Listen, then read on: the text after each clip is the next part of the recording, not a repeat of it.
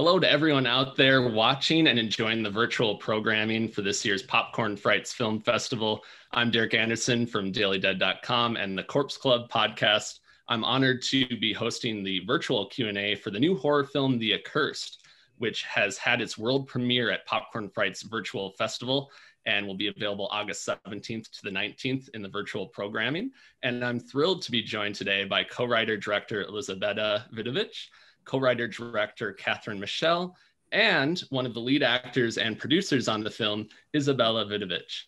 Thank you all for joining me, and congratulations on the world premiere of The Accursed. Thank you. Thank you. Thank you for having us. Absolutely. Well, the making of any film is a journey, and it all starts with an idea. And Elizabeth and Kathryn, I'd really love to just start out by finding out the genesis of this film, where the idea initially came from, and how long it took to kind of get it across the finish line. I'm going to start backwards. How long it started? How long it took to get it to the finish line? Oh my goodness. Well, the idea started 10 years ago, and it's been developing for 10 years, and then was in the drawer, out of the drawer, in the drawer, and out of the drawer, kind of for 10 years. And then we decided three years ago, 2017. Wow, longer than that. 4 years ago, yeah. 4 years ago to just go ahead and move forward. And we did an Indiegogo campaign, and then kind of went radio silent for a little bit after that, even though the campaign was really, really successful. And then it was full speed 2018, like mid 2018 on. But as far as the idea goes, oh my gosh, we always wanted to produce obviously something that was very female centric, a horror that was very female centric, something that had very strong Eastern European themes. That was, Kathryn and I have been friends for 20 years, and she's been putting up with me and my accent and being from Bosnia and all the cultural traits. So I was like, we got to put this in a film, and we got to do this in a horror setting because it's going to be really interesting. So, so it all sort of that was sort of like the base. I mean, we've worked together forever, two of us, for 20 years now. You know, our very first short film was back in 2005. And everything since then was history. And first feature was in 2010, but we always wanted to do a horror. And I don't know, I'm probably missing a lot. Kath, you want to kind of? No, absolutely. I mean, listen, you know, the stories that came out of our nights of, our mini nights of wine drinking, that's got to go in a script. That's got to go in a script. So it came to the point where we were like, okay, we're going to make this into a story that is fantastical, but based on a lot of this good stuff that actually does come out of Eastern Europe. I mean, we try to involve a lot of different folklore into the writing, but with this heavy layering of the Eastern European influence just really grounded it. There's just so much there. You really don't have to create too much. There's so much folklore already there, but to make it original, that's what we really dove into and created these relationships within this realm of folklore and magic and horror. And that's where the real horror comes from, is we found in the relationships and the reality of the situation that this family, we put them in. So, but yeah, the writing was a lot of fun. I mean, writing horror and writing, you know, this just great world that we created was a lot of fun. And we enjoyed the hell out of it for a lot of years. And it changed. It morphed into one thing after another. And then, I don't know, we finally kind of locked something in, and we said, this is it. This is it. You know, when you know an idea is right for the screen, you go, okay, this is it. You know it is. And so that's when we just said, it's time to produce this. It's time. We've got it. So. Awesome. Well, I think the timing worked out perfectly. I mean, it just feels like the blending of this kind of complex family dynamic, and then you have a wedding in there, and it feels like a family drama on top of the horror elements. Was it really important for you to balance that out so that it did feel like a blending almost of two genres, but you have those characters first and foremost? Absolutely, because if you don't care about the characters, you're not going to care if anything bad happens, which if you've seen the film, right, know that, they all start getting picked off one by one. And you want the audience to care. You want them to go, don't go there, don't go there. Not just because they're going into a dark corner, but because, you care that they're going into that dark corner. So the tragedy of it is it adds to that horror. It makes it more horrific, as horror. So that's what we're going for. That melding of those two worlds actually complements the horror elements, Mm-hmm. Absolutely. And Izabela, I'd love to hear about how you got involved with this project, because you're not only with your character, but you're also producing the movie. So getting involved in front of and behind the camera, what was that whole experience like for you, and what kind of drew you to this story and made you want to help bring it to life on screen? Yeah, so Elizabetta's my mom, and Kathryn's, practically my second mom. So I've grown up with Almost Normal Productions and with the two of them making films right before my eyes. And I've been a child actress all my life. So, making that transition into adulthood, it made sense for me to just naturally get involved behind the scenes with the two of them, because filmmaking is something I'm really passionate about, both in front of and behind the camera. And so with the Accursed, it presented an opportunity. I was around 16 in 2017, I was 16. And they decided that they wanted to start bringing this project to life and said, do you want to help? Do you want to join? Do you want to learn how to produce? And at that point, I was toying around with maybe not going to college. And I decided this would be a really great learning experience. And I didn't know if I'd want to produce again. I definitely do now after this experience. But yeah, I think it gradually started. I think I joined on with the campaign. It was really successful. And that was extremely motivating. And since then, the script, I was originally attached to the role that Mayada Walsh played Zara. And then I kind of got older and we spoke with Mayada, and it sort of made sense that I would play Sunny and that Mayada would play Zara.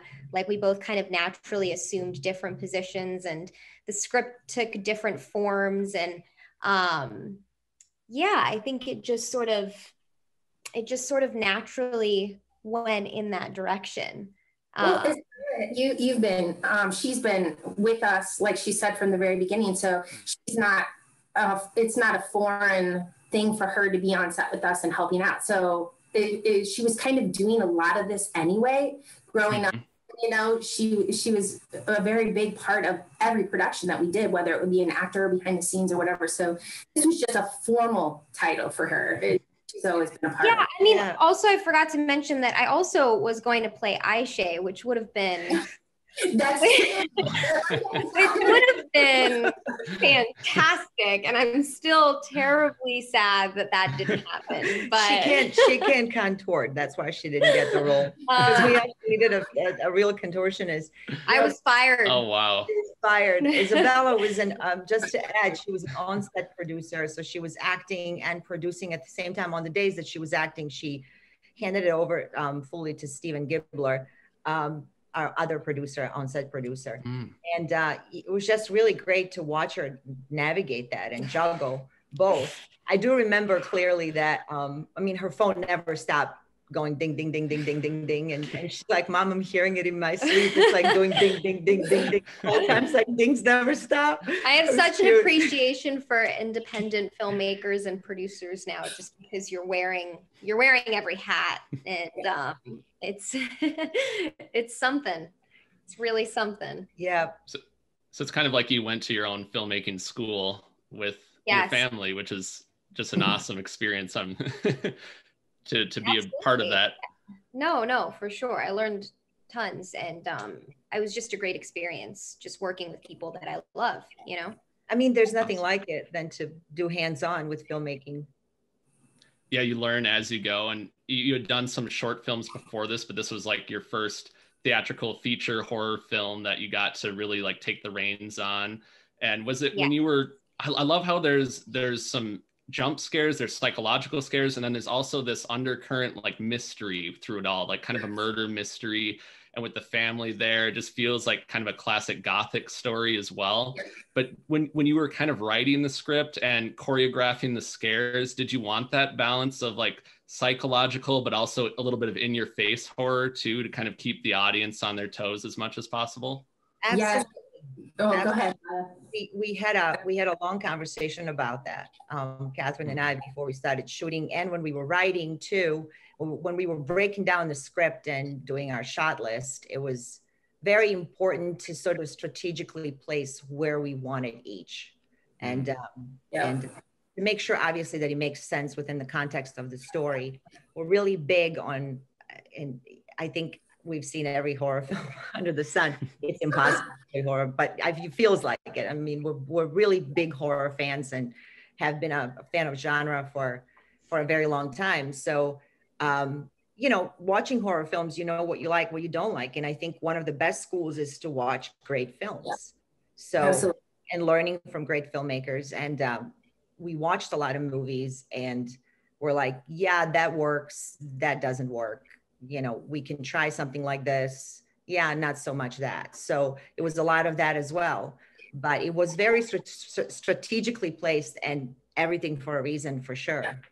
We also worked a lot with our color on this. We knew early on what we were planning on doing with a lot of the post side of things. And one of the things that we really wanted to do, and we worked on set as well with this, but it fell on the hands of our colorist, Chadwick, a lot. We wanted to do color degradation throughout the entire film, so that as the family's dying, as the curse is taking hold, the life is being sucked out of the film as well. And it was so slow. We worked really hard to make it so slow and so subtle that it would be more of a subliminal thing.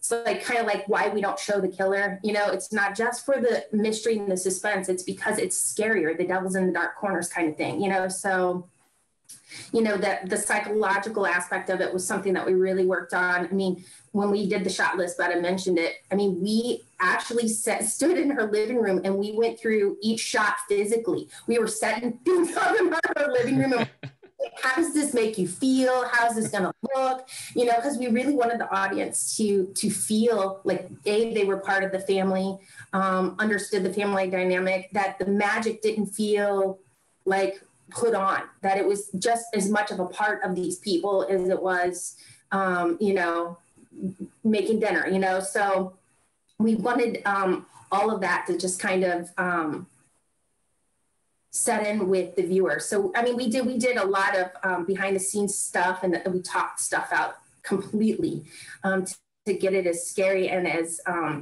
suspenseful as possible. Yeah. Well, I think it definitely worked. It's almost like you're choreographing a dance too, like this dance of death. And I love how you keep the killer a mystery, and it just kind of adds like almost like a giallo film. It's just very shadowy, and then on top of that you have this wedding as the backdrop and everything that goes into that. What can you talk a little bit about where the film was shot, and because you have some really cool locations in here, and then also how much time you had to shoot the film, because with an independent film, I know time is so much of a factor. Did you have any time for rehearsals or anything like that, or was it just kind of like just going at like running and gunning basically? I wish that we did, but you know what? I wish that we did for our own, I'm going to say selfish reasons as directors, because it's so nice to have that time. But we were so lucky having these actors, because they were all pros, and being able to get a great take in you know, one take, second take, done, it's gold. It's like, oh yeah, great, moving on. It really did save time. So in that respect, it was fine that we didn't, but it would have been nice if we did. And the film was shot in 14 days in Los Angeles. Wow. We toyed around with the idea of actually shooting in Bosnia.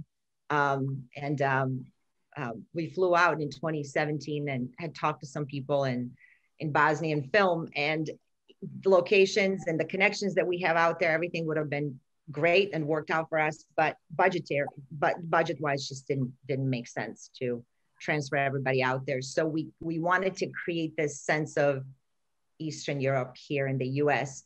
It doesn't take place in Eastern Europe, but it still had have the authenticity of it, obviously the feel of that. So we shot it in Los Angeles in Frogtown, and it was below Freeway 2, which was absolutely fun.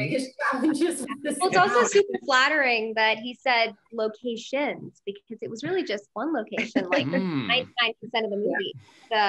Aside from the from Naida's shop, that was a separate location, but everything else was just one house. The magic of movies. It is. It makes you more creative, and it actually helped with our time frame because we did have such a short shooting window.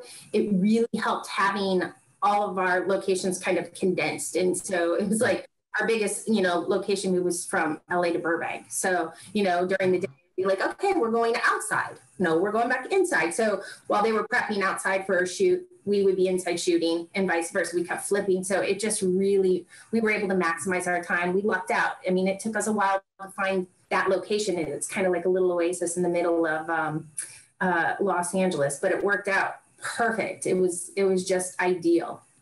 Our team was insane. Like our department was great. They really understood the story. They understood what we wanted. Our costume department was amazing. Unbelievable. So the camera department, lighting, everybody.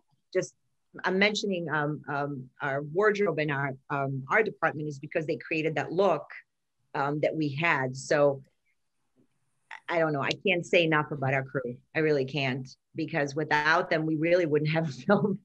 I don't care how great we are as directors or how great of an actors everybody obviously, but the crew was insane. I know Kathryn's like, let me say something about this. No, yeah, I have a special place in my heart for our art department. Yeah, yes, they really went above and beyond our production designer and our entire art department. But I mean, it's just so interesting. Even our DP, like at the last minute, we realized we needed a pickup shot, so we built an entire grave in his garage. So we're a pickup shot. So we have that's that spoiler. That's that scene where he's getting buried at the beginning. That's actually in his garage. So we made a grave for Aisha, and I can't tell you how many times she got buried in dirt. God bless her. Oh my goodness. And actually we were in Bosnia at that time visiting family, and Kathryn had to send me stuff because she was doing this with Austin. Yeah, it was, and just she was sending pictures, and she sent me this, the shot, and I looked at it and I was like, where are you? Like, how did you do this?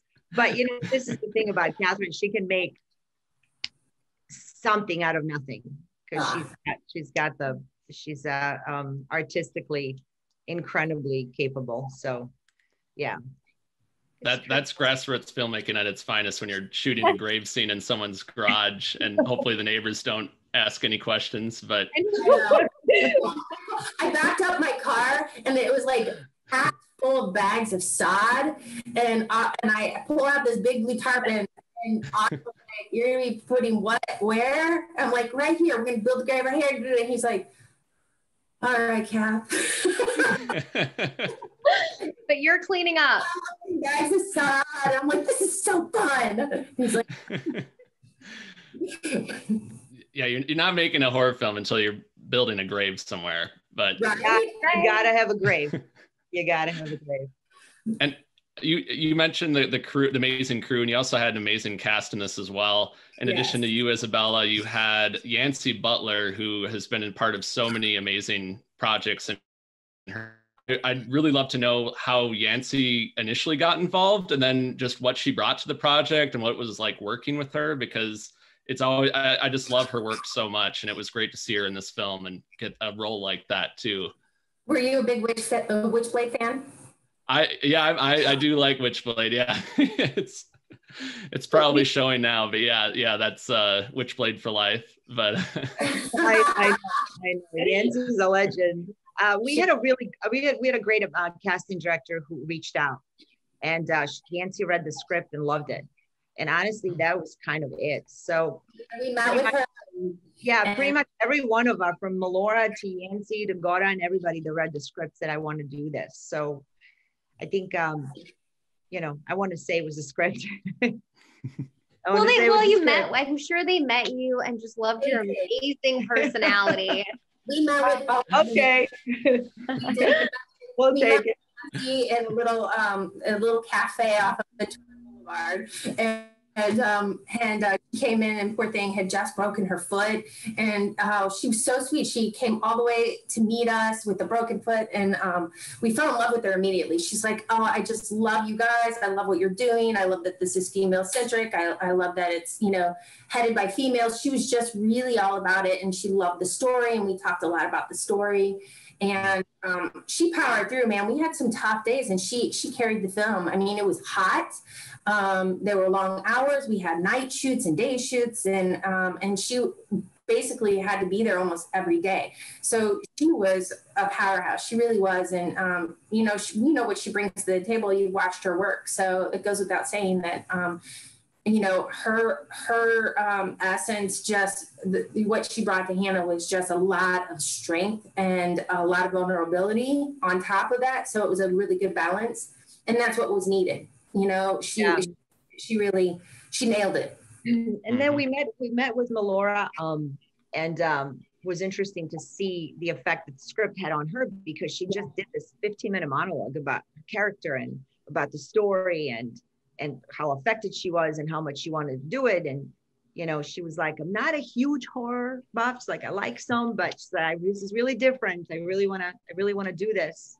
And both Kathryn and I were just sitting there going, wow, I had no idea I had such an impact on an actor. It's such a capacity. It was really something. I mean, it made me feel great. Yeah, it's awesome too when you can get people that maybe traditionally aren't in a horror film to come and play in that sandbox and just have fun with it and let their hair down and see what happens and maybe get buried alive. But oh, Melora can do anything. She wants to do her own stunts. She's just like, I don't want anyone doing anything I want to do it all. And it really was just so refreshing and awesome. Yeah, too bad we had to edit a lot of her death scene, all her action. I mean, there was so much she did. She did her own running and rolling and diving, and she got chopped in the leg, which making the film. But so I mean, she really, really was like, let me do whatever it takes. Is basically what she said, almost verbatim. I'll do whatever it takes. Wow. It was a blessing. Tell everybody that she got her leg chopped off and that it got cut out, because now everybody's gonna want to see that. We may just have to release that as a little out there. Yeah, director's cut on Blu-ray, perhaps. There you go. Well, when you all look back on the making of this movie, maybe aside from the grave in the garage, is there anything that you'll look back on and remember the most fondly, or anything that you'll take with on your next project together? Oh my gosh! Oh my gosh! There's so much. I know. How much time you got? They're really. I mean, listen. Well, I will mention one moment that is kind of interesting. Is that we actually didn't have our Aisha look until the day before the film. So on set. Really? Yep. Wow. Kathryn and I had gone back and forth so much, and when we got together with our makeup artist, and you know, it's a very long involved story, but it came together in such a way that both of us looked at each other and said, this movie is just supposed to happen, because it really sucks to be the day before and not have the look, not settle on something. And we had a million options. Sorry, we have a little dog here. Sorry. But in any case, I don't know if you can do it abbreviated, Kath, because I can. It's a really long story, but that's something that I remember with Fontaines, because I just remember what a sigh of relief it was that night when I was like, oh, yeah, man, you know, have it great. Yeah, we had, first we had something more earthy kind of in mind, And we went back and forth on that, and then more of like just a decayed look without it being, you know, zombie decay, more like an internal coming through kind of decay of the soul. So when we took it to them, the team, it was just, especially our makeup artists, we just weren't, when it was applied, you know, when you have an idea and then it's applied and you go, oh, that's not right. And so that was the issue. We had something that we both wanted so bad, but we couldn't quite get to it. Once it was, you know, visualized, we were like, oh, that's not really it. So we kept going. That's what was the problem, is we kept going back and forth. And, you know, she was, our makeup team was so patient. You know, they were just so patient. And when we got to set, they were like, just trust us. We now, after like 2 weeks of going back and forth, you know, all their faces were pretty much raw because they kept doing the makeup on themselves to give us the idea. And we're like, no. And then they change it and take it. So they all came red faced and they said, okay, just trust us. We think we have it. And they came to set, like Betta said, and they did. I mean, it was hours in the makeup chair. They came, I think, 2 or 3 hours early and started on Jenna. And we just, I mean, I think we clapped and kind of squealed and did all of the like joyous stuff, because that was exactly what, and it was like that 11th hour. And it was just like, but yeah, that was a little nail biting, but it was so rewarding. You know, they worked really worked for it. And we had our art department too, building vines on set. You know, the vines, we had practicals as well as the special effects. So they're frantically building, you know, vines because there was so much needed. As we're shooting, they're off in the corner still like twisting the vines, and, you know. Wow. Our crew was really, really dedicated. I think that's what you asked. That's one of the things that we're going to walk away with is how dedicated our crew was. And I mean, we've had some really great casting crew. Yeah, that's just add to what Kathryn is saying, kind of going full circle, I think, is the camaraderie that we had on set and how much people believed in this project. We would like to be able to take what happened on this project, on the Accursed, onto every single from now on, in terms of how much everybody just wanted to see this succeed, and that everybody was working towards the same goal. And that's sometimes a challenge on an indie set, especially with lack of sleep, very, very long hours, and all kinds of other factors that can interrupt the flow so easily. And that really didn't happen. Like, these 14 days were as smooth as they could have been. Yeah, absolutely. Kind of sounds like a filmmaking summer camp. Yeah. Kind of, you feel that way when it's over. You get that like kind of lump in your throat and that like little tear in your eye, and you're like hugging everybody goodbye. And it is very much like that summer camp feel. Yeah, I was pretty lucky. You know, it's good time. I don't do well on no sleep, so it didn't feel like a summer camp for me. But yeah, on set for sure. Well, you mentioned future projects that you hope to be able to do. Is there anything coming up with Almost Normal Productions, or anything else, any other projects coming up that you can tease for our viewers? Ooh, we have lots. Yeah. A lot of fun stuff. What's that? I know she wants to, because she really wants to play this role.